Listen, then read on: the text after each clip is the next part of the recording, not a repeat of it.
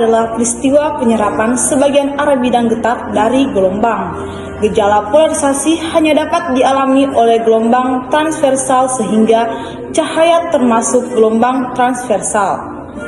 Suatu gelombang yang mempunyai banyak arah getar disebut gelombang tak terpolarisasi, sedangkan gelombang yang memiliki satu arah getar disebut gelombang terpolarisasi. Gelombang pertama, polarisasi karena pemantulan. Seperti yang bisa dilihat pada video ini, cahaya yang datang ke cermin dengan sudut datang sebesar 57%, maka sinar yang terpantul akan merupakan cahaya yang terpolarisasi. Cahaya yang berasal dari cermin pertama adalah cahaya terpolarisasi akan dipantulkan ke cermin.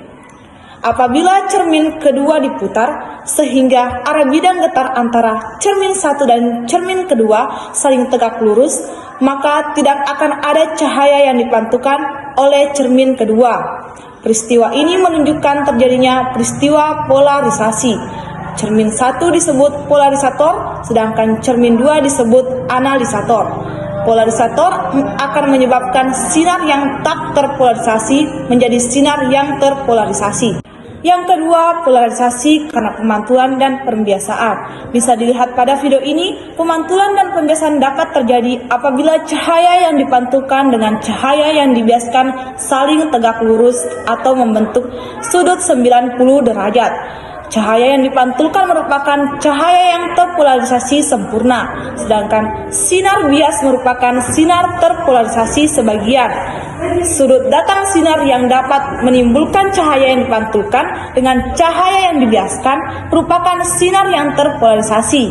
Sudut datang ini dinamakan sudut polarisasi IP atau sudut Brewster.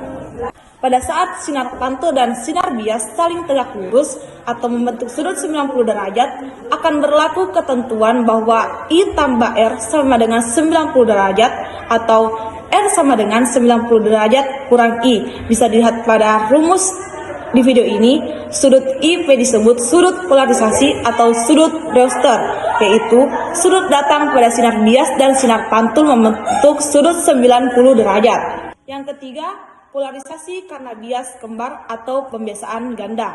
Polarisasi karena bias kembar dapat terjadi apabila cahaya melewati suatu bahan yang mempunyai indeks bias ganda atau lebih dari satu. Misalnya pada kristal kalsit.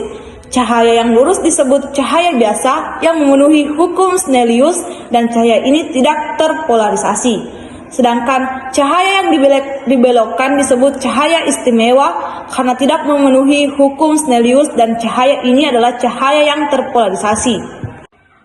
Yang keempat yaitu polarisasi karena absorpsi selektif.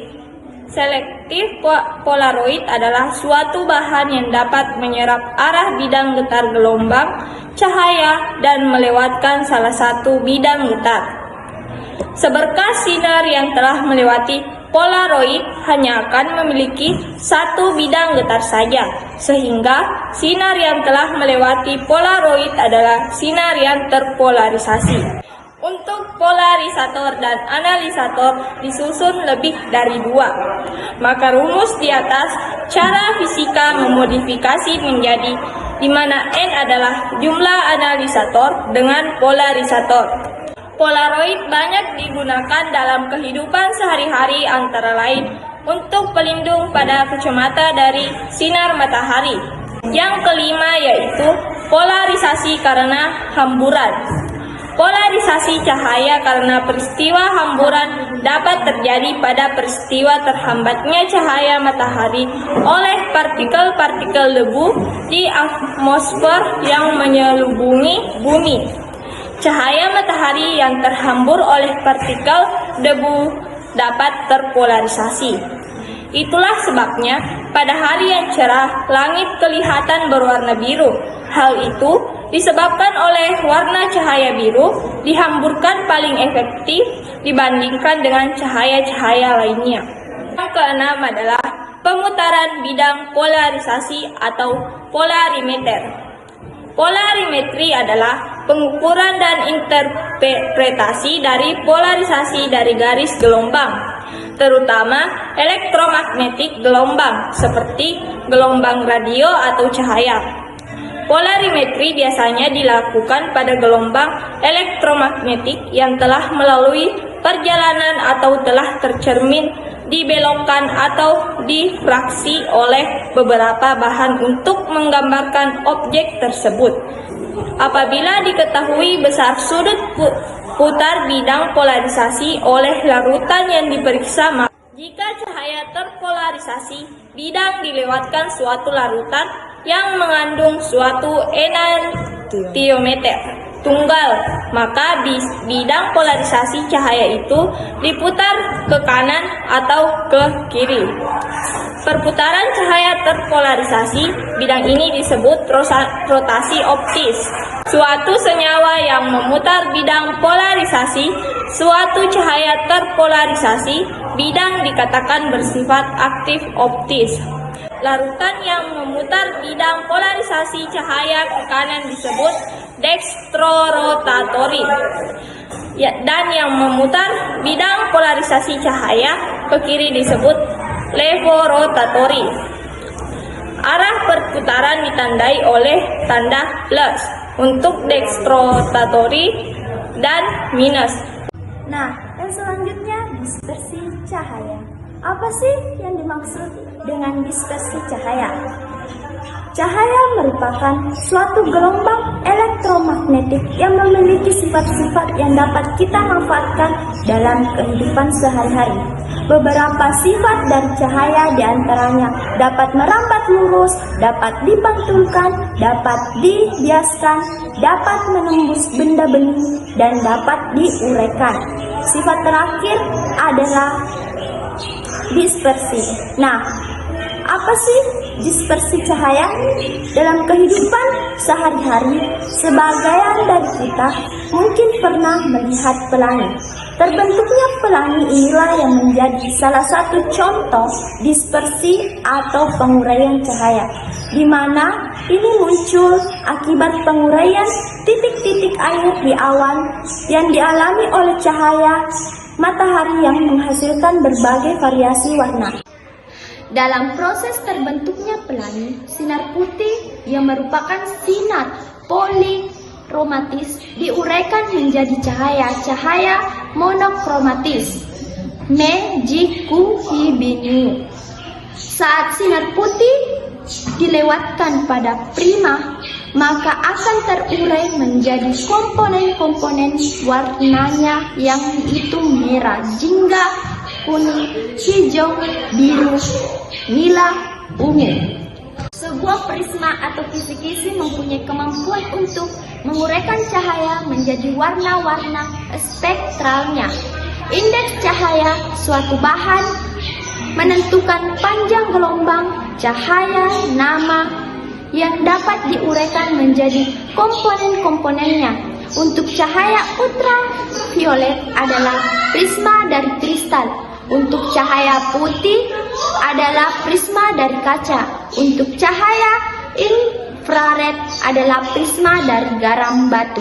Peristiwa dispersi ini terjadi karena perbedaan indeks bias tiap warna cahaya. Cahaya merah mengalami defisi terkecil, sedangkan warna ungu mengalami defisi terbesar. Sistem dispersi. Sistem dispersi merupakan campuran antara zat terlarut dan pelarut. Di dalam sistem dispersi, jumlah zat terlarut lebih sedikit dibandingkan zat pelarut. Zat terlarut dinamakan fase dispersi. Sementara itu, zat pelarut dinamakan medium pendispersi. Jadi, sistem dispersi adalah campuran antara fase terdispersi dengan medium pendispersi yang bercampuran secara merata. Yang pertama, dispersi halus. Dispersi halus disebut juga dispersi molekuler atau larutan sejati. Dalam larutan sejati terbentuk campuran homogen karena fase terdispersi larut sempurna dalam medium pendispersi. Campuran homogen ini disebut juga larutan. Dalam larutan fase terdispersi dapat berupa zat padat atau zat cair. Sedangkan medium pendispersi berupa zat cair. Contoh, larutan teh dalam air. Diameter partikel fase terdispersi dalam larutan kurang dari 10-7 cm, sehingga larutan tampak satu fase dan homogen. Selanjutnya yang kedua, dispersi koloid. Dispersi koloid merupakan sistem dispersi antara dispersi kasar dan dispersi halus. Campuran fase terdispersi dengan medium pendispersi dalam koloid tampak homogen. Namun, sesungguhnya dispersi koloid merupakan campuran heterogen. Hal ini akan tampak dengan jelas saat dispersi koloid diamati menggunakan mikroskop ultra. Contoh dispersi koloid yaitu agar-agar. Selanjutnya yang ketiga, dispersi kasar. Dispersi kasar disebut juga suspensi. Suspensi merupakan campuran heterogen antara fase terdispersi dengan medium pendispersi. Oleh karena itu, antara fase terdispersi dan medium pendispersi dapat dibedakan dengan jelas. Fase terdispersi biasanya berupa padatan, sedangkan medium pendispersi berupa zat cair. Fase terdispersi mempunyai ukuran partikel lebih besar dari 10-5 cm, sehingga akan terlihat adanya endapan. Contohnya yaitu campuran pasir dengan air. Dalam campuran pasir dengan air, antara fase terdispersi atau pasir dengan medium pendispersi atau air dapat dibedakan karena pasir mengendap di dasar wadah.